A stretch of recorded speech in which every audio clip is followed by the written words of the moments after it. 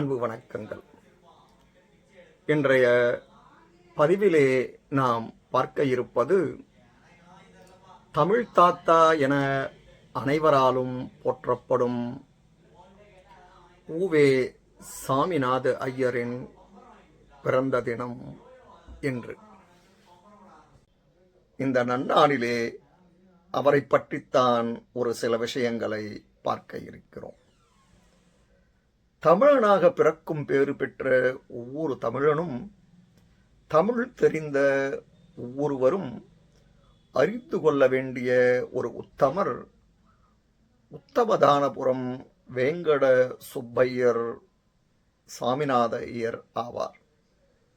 அவர் பிப்ரவரி மாதம் 19ஆம் தேதி 1855 பிறந்தார். அவரது என் சரித்திரம் அற்புதமான தமிழ் உரைநடைக்கு ஒரு எடுத்துக்காட்டாகும். இந்த நூலை படிப்பதால் நமக்கு பல பயன்கள் ஏற்படும். தமிழை காத்து அரிய ஓலைச்சுவடிகளை சேகரித்து அவற்றை முறையாக ஆராய்ந்து அதில் உள்ள உண்மை பொருளை கண்டறிந்து பல அற்புத நூல்களை பதித்த ஒரு தமிழ் அறிஞரின் வாழ்வை அறிந்து கொள்ளும் பேறு இதை படிப்பதால் நமக்கு கிடைக்கிறது. அடுத்ததாக தமிழின் ஆழத்தையும் அற்புதத்தையும் இதன் மூலம் அறியும் பேறு நமக்கு கிடைக்கிறது.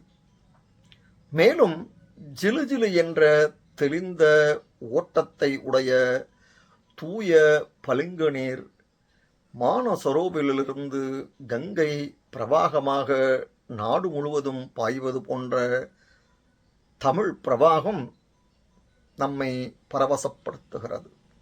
எவ்வளவு பெரிய கர்ம வினையாக இருந்தாலும் அதை போக்கும் ஆற்றல் மகான்களுக்கும் அவரது பார்வைக்கும் உண்டு என தன் குருநாதர் மகாவித்வான் திரிசரபுரம் மீனாட்சி சுந்தரம் பிள்ளை அவர்களை பற்றி கூறும்போது கூறுகிறார்.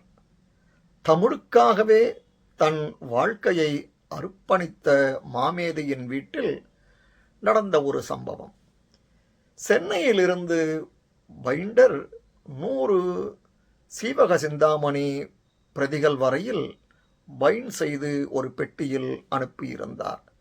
அதை பிரித்து புஸ்தகங்களை எல்லாம் கோலம் போட்ட ஒரு பலகையின் மேல் வைத்து மாலை சுற்றி கற்பூர நீராஞ்சனம் செய்து மஞ்சள் நீர் சுற்றி என் தாயார் என் கையில் எடுத்து கொடுத்து ஆசீர்வாதம் செய்தார்.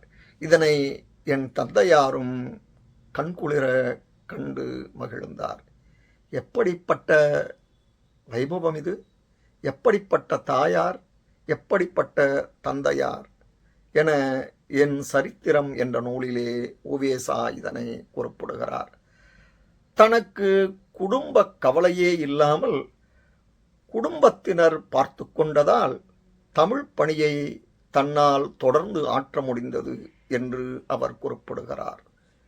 சங்க நூல்களை சேகரித்து அவற்றை பதிப்பித்து தமிழர்களுக்கு ஒரு முகவரியை தந்தவர் தமிழ் தாத்தா உவே சாமிநாத ஐயர். தனது வாழ்நாளில் 91 அரிய நூல்களை பதிப்பித்தவர் அவர். சுமார் 3067 ஏட்டு பிரதிகளை அவர் சேகரித்தார். அதற்காக அவர் பட்ட பாடு கொஞ்ச நஞ்சமல்ல. இப்படி தமிழுக்காகவே தன்னை அர்ப்பணித்து தமிழ் பல 1000 ஆண்டுகள் நிலைத்து இருக்க வேண்டும் என்பதற்காக இவ்வளவு சிரமப்பட்டு உழைத்திருக்கிறார். ஆனால் இன்று நம் இளைய தலைமுறையினரில் பலர் தமிழ்தான் நான் பேசுகின்றேனே, எதற்காக தமிழ் எழுத்துக்களையே தான் எழுதும்போது பயன்படுத்த வேண்டுமா என கூறி வாட்ஸ்அப் போன்ற சமூக வலைப்பக்கங்களில் தமிழ் எழுத்திற்கு பதிலாக ஆங்கில எழுத்துக்களையே பயன்படுத்துவதோடு நில்லாமல் நம்மையும் கேள்வி கேட்கின்றனர். இதனை நாமும் கண்டுகொண்டாமல் விட்டுவிடுகிறோம். இந்நிலை மாற வேண்டும்.